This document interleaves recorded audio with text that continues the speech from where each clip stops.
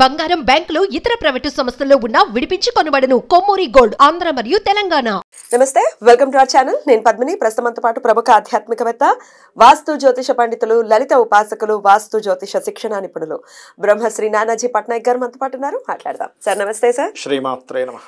జపం చేసుకుంటే ఖచ్చితంగా ఏ జపం అయితే చేస్తున్నా, ఏ దేవత గురించి జపం అయితే చేస్తున్నామో ఆ దేవత కనిపించి తీరుతుంది అనేది మీరు చెప్పినటువంటి మాట. ఎగ్జాక్ట్లీ నిజంగా సందేహం లేదు, 100% కనిపిస్తుంది. రైట్, చూడగలమా అసలు? మనం చూసుకోగలం. రైట్. అయితే ఈ జపం, నా ప్రశ్న ఏంటంటే సార్, జపం చేయాలి, ఒక మంత్రం అలా సాధన చేయాలి అని అంటే ఎంతో కొంత సమయం తీసుకోవాలి. మీరైతే ఖచ్చితంగా చెప్తారు 30 to 40 minutes ఖచ్చితంగా చేయాలి. 108 times చేసేసాం, అక్కడ చదివేసాం, పోయాం కాదు అనేది మీరు సుస్పష్టం, చాలా క్లియర్ గా కనీసం 10 మార్లు తిప్పుకోవాలి అని ఖచ్చితంగా చెప్తారు. అసలు అంత అసలు 40 నిమిషాలు కాదు సార్, 40 సెకండ్లు ఆగదు మనసు కదా. 40 సెకండ్లు ఆగిందంటే మనం సూపర్ సాధనలో ఉన్నాం అని అర్థం.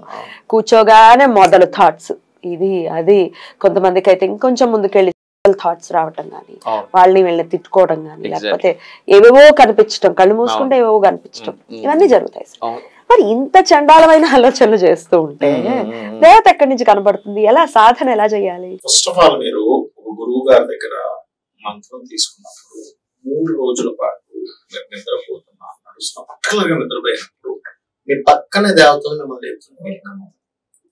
మంత్రం మీకు తెలియకుండా నోట్లో తిరుగుతూ ఉంటారు. మీకు మధ్య మధ్యలో లేస్తుంటారు దేవతలు మిమ్మల్ని ఏదో పక్కన నుండి ఎంతసేపు పడుకుంటాం, నిద్రపోవడానికి కానీ జీవితం జపం చేయడానికి లేపుతూ ఉంటారు. 3 రోజులు జరుగుతుంది. కొంతమందికి ఇంకొన్ని ఎక్కువ రోజులు కూడా జరుగుతుంది, కానీ 3 days ఖచ్చితంగా జరుగుతుంది. మీరు అది ఫీల్ అవుతారు, ఖచ్చితంగా ఆ ఫీల్ మీరు ఫీల్ అవుతారు. అది 100% జరుగుతుంది, అందులో ఎటువంటి సందేహం. ఫస్ట్ ఇది అబ్జర్వ్ చేయాలి, ఖచ్చితంగా జరుగుతుంది, ఎటువంటి సందేహం లేదు. మీకు తెలియకుండానే ఏ పని చేస్తున్నా మీకు మాత్రం మా ఇంట్లో మంత్రం తిరుగుతుంది. నిద్రపోతుంటారు, నిద్రలో తిరుగుతూ ఉంటుంది. నిద్రలో అసలు సడన్ గా మిమ్మల్ని ఎవరో లేపినట్టు ఉంటుంది, పక్కన ఎవరు ఉండరు, అది జరుగుతుంది. ఫస్ట్ ఆఫ్ ఆల్ ఏంటంటే మీకు సాధన చేయడం వల్ల కలిగే ఫలితం చెప్పి సాధన ఎలా చేయాలో చెప్తాను. ఇప్పుడు ఒకటేంటంటే మనకి ఒక మంచి ఫ్యామిలీ బ్యాక్గ్రౌండ్ ఉంది, ఒక మంచి పనులు చేసాము, సంథింగ్ ఒక మంచి గుడ్ కర్మాస్ చేసాము, ఆ వ్యక్తికి ఖచ్చితంగా ఆఫ్టర్ డెత్ ఇంకొక మంచి జన్మ రావడము, లేకపోతే లాస్ట్ లైఫ్ అయితే శివైక్యం చెందడము, విష్ణువులో కలవడం, సంథింగ్ జరుగుతుంది. మంచి బ్యాక్గ్రౌండ్, మంచి ఫ్యామిలీ, ట్రెడిషనల్ ఫ్యామిలీ అయితే వాళ్ళు పెట్టేటువంటి కర్మలు, పిండ ప్రధానాలు, వాటి వల్ల కూడా మన జీవితం అనేటువంటిది ఒక మంచి దీంట్లోకి వెళ్తూ ఉంటుంది. ఇవేవి జరగనప్పుడు ఏం జరుగుతుందంటే ఆ వ్యక్తికి ఇంకా జన్మ లేకుండా, పుట్టగతులు లేకుండా ప్రేతగా తిరుగుతూ ఉంటాడు. కానీ మరి సరే, ఫ్యామిలీలో పెట్టే వాళ్ళు తెలియకపోవచ్చు, వాళ్ళకి చేయాలి. ఇప్పటికే చాలా మంది చెయ్యరు, ఆచారమే లేదంటారు. అలాంటప్పుడు మిమ్మల్ని సరైనటువంటి గతులకు తీసుకెళ్ళేది మీరు ఉపాసించే దేవత, అనుష్ఠించే దేవత, గుర్తుపెట్టుకోండి. అయితే ఈ అనుష్ఠించే దేవత విషయంలో చాలామందికి ఏంటంటే ఫస్ట్ ఆఫ్ ఆల్ వాళ్ళు మీరు అన్నట్టుగా నిలబడలేకపోతుంటారు. దీనికి చెప్తాను, నేను మీకు విధానం చెప్తాను. ఫస్ట్ ఆఫ్ ఆల్ గుర్తుపెట్టుకోండి, ఎప్పుడు కూడా జపం చేసేటప్పుడు ఆసన సిద్ధికి ఒక 2-3 రోజులు, వారం రోజులు టైం పడుతుంది కూర్చోవడానికి. కూర్చోవడం ఫస్ట్ అందరికీ అంత ఇంట్రెస్ట్, అంత ఈజీగా జరగదు. ఏదో కూర్చోవడం కాదు కూర్చోడానికి ఫస్ట్ ఆఫ్ ఆల్ ఏంటంటే ఒక 10 నిమిషాలు కూర్చున్నా కదిలిపోతూ ఉంటారు, కూర్చోలేకపోతుంటారు, కాళ్ళు ఇట్లా అనుకుంటారు. అయినా సరే ఆ తిమ్మిర్లు ఎక్కుతుంటాయి. అయినా సరే కొంతమంది సిద్ధాసనం, కొంతమంది సుఖాసనం, కొంతమంది పద్మాసనం వేస్తారు. పద్మాసనం అనేది ప్రాక్టీస్ ఉండాలి, అంత ఈజీ కాదు. సిద్ధాసనం మ్యాక్సిమం సిద్ధాసనం వేసుకోవచ్చు. సిద్ధాసనం కూడా కొంచెంసేపు అయ్యాక ఈ కాళ్ళు అవుతున్నది, ఈ కాళ్ళు అవుతున్నది. బట్ ఒక వారం రోజులు కనుక మీరు కంటిన్యూస్గా కూర్చోవడం ప్రాక్టీస్ చేస్తే మీకు అలవాటు అయిపోతుంది. ఫస్ట్ ఆసన సిద్ధి జరగాలి. పతంజలి సూత్రాల్లో కూడా ఫస్ట్ ఆసన సిద్ధి. ఇప్పుడు ఇంకా తొందరగా వస్తుంది మనకి కలియుగ ప్రభావం వల్ల. ఒకప్పుడు ఆసన సిద్ధికే కొన్ని నెలలు పెట్టేవి ఒక మనిషికి. ఆసన సిద్ధి అవడానికే ఫస్ట్ నీ కూర్చోవడం రావాలి కదా. జపం పక్క పెట్టండి, దేవత కనబడడం పక్క పెట్టండి, అవ్వదు కదా. సో కూర్చోవడం అనేది ఫస్ట్ రావాలి, పాయింట్ నెంబర్ 1. ఇక రెండోది ఏంటంటే కూర్చున్న తర్వాత మీకు జపం చేసేటప్పుడు ఆ జప మంత్రాన్ని మనం చేస్తూ ఉన్నాం. ఫస్ట్ ఆఫ్ ఆల్ ఏంటంటే ఈ వేలుకి చేస్తారు, కొంతమంది ఈ వేలుతో చేస్తారు. డోంట్ వరీ, ఈ వేలుతో అయినా చేసుకోవచ్చు, ఈ వేలుతో అయినా చేసుకోవచ్చు, ఇట్లా ఫస్ట్ అదేదైనా బ్యాగ్లో కానీ లోపల కానీ కనబడకుండా పెట్టుకోవాలి. చాలా మంది తెలియక సినిమాల్లో మనకి చూపిస్తుంటారు, ఇలా కమల్లో అలా బయటకు కనబడేలా చేస్తారు.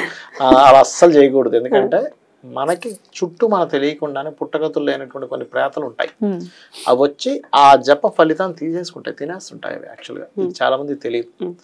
ఎట్టి పరిస్థితుల్లో బయటికి కనబడేట్టుగా ఎగ్జిబిషన్ పెట్టినట్టుగా ఇలా చూస్తే కళ్ళు మూసుకొని ఇక్కడ దృష్టి పెట్టి జపం చేసుకోవాలి. శబ్దాన్ని వింటుండాలి.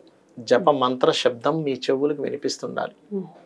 కొంతమందికి స్టార్టింగ్ స్టేజ్ లో నోటితో చేస్తారు, లోపల లోపల బయటికి రావచ్చా సార్ మంత్రం? బయటికి రాకుండా లోపల లోపల ఇట్లా ఉంది ఇప్పుడు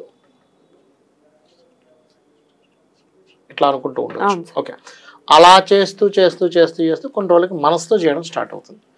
మనసుతో చేస్తున్నప్పుడు మీరు ఇక్కడ కాన్సన్ట్రేషన్ చేసేటప్పుడు ఇక్కడ ఒక స్టేజ్ ఉంటుంది ఏంటంటే కొంతసేపు కాన్సన్ట్రేషన్ పక్క పోతుంది, కొంతసేపు కాన్సన్ట్రేషన్, అలాగే ఇది ఒక 4-5 రోజులు పడుతుంది. అప్పుడు కాన్సన్ట్రేషన్ కుదురుతుంది. తీరా మీరు కాన్సన్ట్రేషన్ కుదిరి చేసేటప్పుడు ఎక్కడో దురద పెడుతూ ఉంటుంది బాడీలో, ఇక్కడ దురదేస్తుంది, ఇక్కడ దురదేస్తుంది, లేకపోతే ఏదో దోమలు వచ్చి కరుస్తూ ఉంటాయి, లేకపోతే రకరకాలు అవుతూ ఉంటుంది. ఇదంతా ఏంటంటే అక్కడ ఉండేటువంటి కొన్ని గణాలు అవి మిమ్మల్ని డిస్టర్బ్ చేస్తూ ఉంటాయి. మనం పాత సినిమాలో చూస్తుంటాం, చూసారా, అతను రమ్మను పంపడం అట్లా అప్పట్లో కాబట్టి అది. ఇప్పట్లో ఏంటంటే వీడికి ఎక్కడో దురదేస్తుంటది, కదిలేడా అయిపోయింది. కదలకూడదు. ఇప్పుడు జపంలో ఏంటంటే కూర్చున్నా అస్సలు కదలకూడదు, కదిలితే పోయింది. కదలకుండా చేస్తా ఉండాలి. ఈ వేలు ఒకటి తిరుగుతుండాలి. గోడకి అనుకుని చేయకూడదు, గోడకి అనకూడదు. కూర్చొని చేయగా చేయగా చేయగా ఒక్కోసారి ఇక్కడ ఏదో దురదేస్తుంది, ఇక్కడ ఏదో దురదేస్తుంది, ఏదో కరుస్తుంటుంది, మళ్ళీ లెగిసిపోతుంటాం. కానీ ఒకటి పెట్టుకోవాలి మైండ్లో ఏంటంటే ఏ దురదేసినా ఏది వచ్చి కూర్చున్నా కుట్టినా అంతగా కుట్టుతుంది దోమ, అంతకు మించి ఏముండదు. ఏదో గీగ వాలింది, సరే ఏం జరుగుతుంది, ఈగ వాలింది, ఉండలేం కదా సార్. అదే పరీక్ష, అదే పరీక్ష. మీరు ఉండగలిగితేనే మీకు అక్కడ స్టార్ట్ అవుతుంది. మీరు చేయగా చేయగా చేయగా చేయగా కొన్ని రోజులకి ఏమవుతుందంటే ఇక్కడ ఒక వెలుగు కనిపిస్తుంది ఫస్ట్ స్టార్టింగ్ స్టేజ్లో ఈ భాగంలో. ఎందుకంటే కాన్సన్ట్రేషన్ ఇక్కడ పెట్టి చేస్తుంటాం కదా, ఈ భాగంలో ఒక దీపంలో ఒక వెలుగులా స్టార్ట్ అవుతుంది. మీరేంటంటే కూర్చునేటప్పుడే జపంలో కూర్చునేటప్పుడు నాకు ఫలానా దేవత గణపతిని చేస్తున్నామా అమ్మవారిని చేస్తున్నామా నాకు కనబడుతుందనే కాన్సెప్ట్తో కూర్చోవాలి. ఏదో చేస్తున్నాము, జపం అయిపోయింది, 1,00,000 అయిపోయింది, 1,00,000 అయిపోయిందా కాదు. మీరు కనుక ఇలా చేయగలిగితే 11 రోజుకల్లా మీకు దర్శనం ఇస్తుంది అమ్మవారు, ఖచ్చితంగా దర్శనం ఇస్తుంది. మీకే తెలుస్తుంది. కొన్ని సందర్భాల్లో బాగా డీప్గా వెళ్ళిన వాళ్ళకి ఇలా కూర్చొని చేయగా చేయగా చేయగా శరీరం మొత్తం పెద్దగా అయిపోయినట్టు అనిపిస్తుంది. మీరు కళ్ళు మూసుకునే ఉంటారు, మీ ఇల్లు మొత్తం కనిపిస్తూ ఉంటుంది, మీ ఇంట్లో ఉన్న ప్రతి మూల మీకు కనిపిస్తూ ఉంటుంది, మీ శరీరం పెద్దగా అయిపోతుంటుంది, ఎదురుగా అమ్మవారు కనిపిస్తుంది మీకు. కనబడి కొన్ని సెకండ్స్ కనబడి మళ్ళీ కనెక్ట్ అయిపోతుంది. అది మీకు ఫస్ట్ మీ జపం సిద్ధించిందని దాని యొక్క అర్థం. ఖచ్చితంగా కనిపిస్తుంది, అందులో ఎటువంటి సందేహం లేదు. ఇందులో 1% కూడా డౌట్ లేదు, 100% కనిపిస్తుంది. కొంతమందికి స్టార్టింగ్ స్టేజ్లో ఏమవుతాయంటే ఒక విగ్రహం ఇలా వచ్చిపోయినట్టు ఫ్లాష్ అవుతుంటాయి. అయితే ఇదంతా జరగాలి అంటే ఫస్ట్ మీరు చేయాల్సిన నియమాలు ఏంటంటే బ్రహ్మచర్యం పాటించాలి. ఇందులో వివాహం కానటువంటి వారికి తొందరగా సిద్ధిస్తాయి. వివాహమై సాంసారిక జీవితంలో ఉన్నటువంటి వారు ఖచ్చితంగా బ్రహ్మచర్యం పాటించాలి. ఇంకోటి, నివేదన చేసినటువంటి అమ్మవారికి నివేదించిందే మీరు మళ్ళీ స్వీకరించాలి, గుర్తుపెట్టుకోండి. పంచోపచారం పూజ రోజు చేయాలి. కలశం పెట్టుకొని చేస్తే ఇంకొంచెం తొందరగా సిద్ధిస్తుంది. థాట్స్ ఎప్పుడు కూడా నెగిటివ్ థాట్స్ ఉండకూడదు. నెగిటివ్ థాట్స్ ఉంటే కనుక రాదు. మీరు ఎన్ని రోజులు చేయండి జపం రాదు. టెస్టింగ్ లాగా చేద్దాంలే అనుకుంటే రాదు. టెస్టింగ్ లా చేస్తే ఏమొస్తుంది నీకు? టెస్టింగ్ కూర్చున్నావు నువ్వు, అమ్మవారి కోసం కూర్చోలేదు కదా, దేనికోసం కూర్చున్నావు? అమ్మవారి కోసం కూర్చున్నావా, టెస్టింగ్ కోసం కూర్చున్నావా? కోసం రాదు. రెండవది ఏంటంటే ఇక్కడ మీ మైండ్లో ఉండే ప్రతి నెగిటివ్ థాట్ ఫస్ట్ బయటికి తీసేయాలి. ఎందుకంటే మీకు అసలు ఎందుకు కనబడాలి? ఫస్ట్ ఆవిడ వచ్చి, అది గణపతి కానివ్వండి, కాలభైరవుడు కానివ్వండి, ఎవరైనా కానివ్వండి, ఎవరి కోసమే మీరు జపం చేస్తున్నారు. దశమహావిద్యల్లో ఒక అమ్మవారి కోసం చేస్తున్నారు, లేకపోతే సంథింగ్ ఎవరికో చేస్తున్నారు. అసలు ఎందుకు కనబడాలి మీకు? ఫస్ట్ దేవత వచ్చి ఎందుకు కనబడుతుంది, ఎందుకు మీతో మాట్లాడుతుంది, ఎందుకు వచ్చి నిలబడుతుంది? ఇప్పుడు మీరు ఉన్నారమ్మా, సింపుల్ ఎగ్జాంపుల్, మీరు రోడ్డు మీద వెళ్తున్నారు, ఎవరో వచ్చి మీరు మాట్లాడుతుంటే మాట్లాడతారా? మాట్లాడదు. మీకు తెలిసిన వాళ్ళైతే, మిమ్మల్ని అభిమానించే వాళ్ళైతే, ఒక మంచి పని చేసే వాళ్ళైతే, ముఖ్యంగా మంచి పని చేసే వాళ్ళైతే మీరు వెళ్ళి పలకరిస్తారు. సింపుల్ కదా. అంటే ఇక్కడ ఏంటి, మీలో సుగుణాలు ఫస్ట్ ఉండాలి. మీరు అన్ని పిచ్చి పిచ్చి పనులు చేసుకుంటే నాకు దేవత కనబడాలంటే కనబడదు అని చెప్తాను. మీరు ఫస్ట్ పరోపకారం చేయడం ద్వారా పుణ్యం వచ్చి ఆ పుణ్యఫలం దేవతను చూపిస్తుంది. మీరు పరోపకారమే చేయకుండా ఎంతసేపు పక్కోడిని నష్టపరుస్తూ నాకు దేవత కనబడలేదు, నేను గుడికి వెళ్ళాను నాకు రాలేదంటే ఎక్కడి నుంచి వస్తుంది, ఎందుకు వస్తుంది? ఫస్ట్ అది ఆలోచించాలి.